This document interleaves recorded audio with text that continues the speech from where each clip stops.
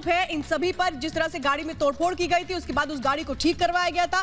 साफ समझ में आ रहा था कि किस तरह से माहौल खराब करने की कोशिश है प्रधानमंत्री की रैली के दौरान। और हमारे साथ मेरे सहयोगी गौरव इस वक्त जुड़ चुके हैं। गौरव, ये बताइए कितनी देर में कोर्ट में पेशी होगी, क्योंकि कोर्ट लेकर के पहुंच चुकी है आरोपियों को इस वक्त पुलिस। गौरव, आप तक आवाज पहुंच रही है? आओ फिर आओ, जल्दी आओ। जी गौरव, चलिए आपका हम फिर से रुक करते हैं।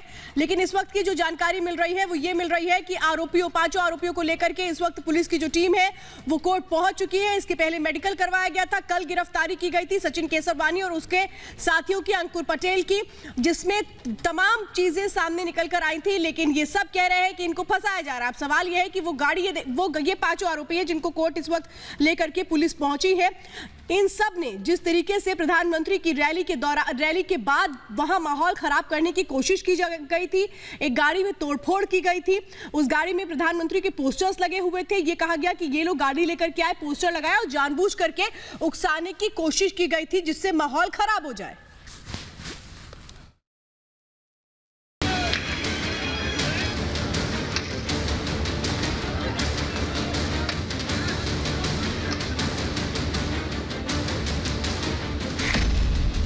साजिश, सबूत और सियासी दंगल। लेकिन अंकुर की कार नहीं, वो अंकुर को फर्जी फंसा दिया गया है। शिकंजे में आने पर फंसाने का आरोप। कोई सोची समझी साजिश नहीं थी, फंसाया गया हम लोगों को। कानपुर में समाजवादी साजिश पर पुलिस एक्शन में है। पीएम की जनसभा से पहले तोड़फोड़ के मामले में अब तक समाजवादी पार्टी के 5 कार्यकर्ता गिरफ्तार किए जा चुके हैं। सभी को आज पुलिस पेशी के लिए कोर्ट लेकर पहुंची, जहां रिपब्लिक भारत ने आरोपी सचिन केसरवानी से सवाल किए तो वो खुद को फंसाने की बात करने लगा। मेरा दोस्त है अंकुर, साथ में भी है, लेकिन अंकुर की कार नहीं, वो अंकुर को फर्जी फंसा दिया गया है। ये कार किसी दूसरे की है। कौन से जिले की है? किसी दूसरे जिले की है। अंकुर के ऊपर जबरदस्ती लगा दी गई। अंकुर के नाम नहीं है कार। किसी क्या इसके पीछे किसी और का भी हाथ हो सकता है? हाँ, भाजपाइयों का हाथ है। जबकि आरोपी सचिन केसरवानी ने खुद कबूल किया कि वो रैली से पहले प्रदर्शन कर रहे थे।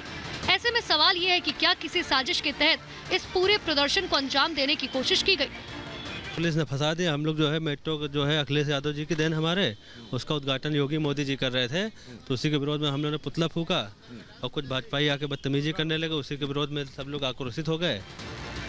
तोड़फोड़ वाली कार को कब्जे में लेकर पुलिस आरोपियों से लगातार सवाल कर रही है। सभी 5 आरोपियों की पेशी से पहले आज मेडिकल चेकअप कराया गया।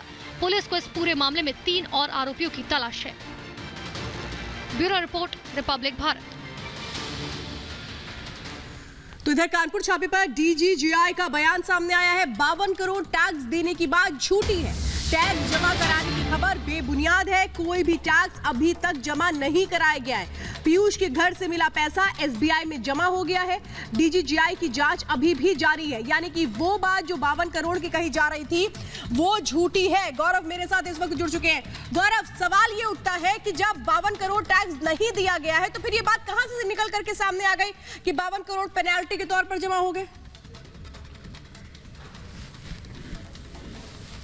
देखिए, उस दिन अपने बचाव में ये बयान सामने आया था, ताकि जिस तरह से लगातार खबरें निकल के आ रही थी कि इतना कैश है, तो अपने पक्ष में इसने बात रखी थी पीयूष ने। और पीयूष ने भी क्या, पीयूष के जो अधिवक्ता थे उन्होंने रखी थी। तमाम लोग जो वहां मौजूद थे उन्होंने कहा था कि 52 करोड़ रुपए का जो कैश है, मतलब जो टैक्स है वो दिया जा रहा है, ताकि ये जो अमाउंट है 170, इसके एवरेज पे वो टैक्स दिया जा रहा है। लेकिन ये पूरी बातें झूठी थी जिस तरह से सामने बातें आई मीडिया के। तो आज खुद डीजीजीआई को प्रेस नोट करके ये चीज क्लियर करनी पड़ी कि साफ तौर पर कि किसी प्रकार का कोई टैक्स इन्होंने नहीं दिया है। और जो आगे की जांच है वो अभी भी चल रही है, क्योंकि जिस तरह से गोल्ड भारी मात्रा में मिला था उसकी भी जांच डीआरआई जो है वो कर रही। कल लखनऊ में इसका केस भी रजिस्टर हुआ है। साफ तौर पे जो गोल्ड पे हॉलमार्क थे, जो बाहर के उसमें हॉलमार्क थे, उसके चलते उसकी जांच की जा रही। सीरियल नंबर जो थे वो भी मिटाए गए थे, उसकी भी जांच की जा रही। अब तक डीजीजीआई ने आज प्रेस नोट जारी करके क्लियर कर दिया गया है कि किसी तरह का कोई सेटलमेंट नहीं हुआ है, ना ही किसी तरह का कोई टैक्स इनसे अब तक लिया गया है। बिल्कुल गौरव, आप ये जो जानकारी इस वक्त दे रहे हैं, ये बड़ी जानकारी आप दे रहे हैं कि किसी भी तरीके के अभी जो 52 करोड़ के टैक्स की बात है ये गलत है। डीजीजीआई भी इसी बात को साफ तौर पे कह रहा है। और कल ये भी बात निकलकर सामने आ रही थी कि जो पीयूष जैन है वो डीजीजीआई की कार्रवाई में सहयोग नहीं कर रहा है, जांच में सहयोग नहीं कर रहा है। इसको लेकर भी कोई जानकारी? जी बिल्कुल, आपको बता दें जिस तरह से लगातार डीजीजीआई इनके घर में सबसे बातचीत भी कर रही थी, पूछताछ भी कर रही थी, तो डीजीजीआई की अब तक की जो जांच थी उसमें ये सहयोग नहीं कर रहा था।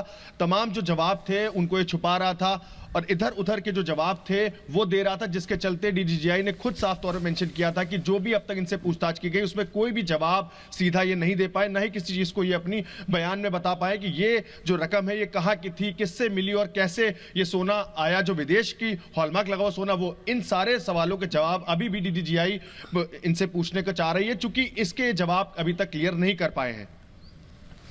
चलिए गौरव, आप आगे भी अपडेट लेंगे, फिलहाल जानकारी देने के लिए धन्यवाद। और इधर उत्तर प्रदेश के मुख्यमंत्री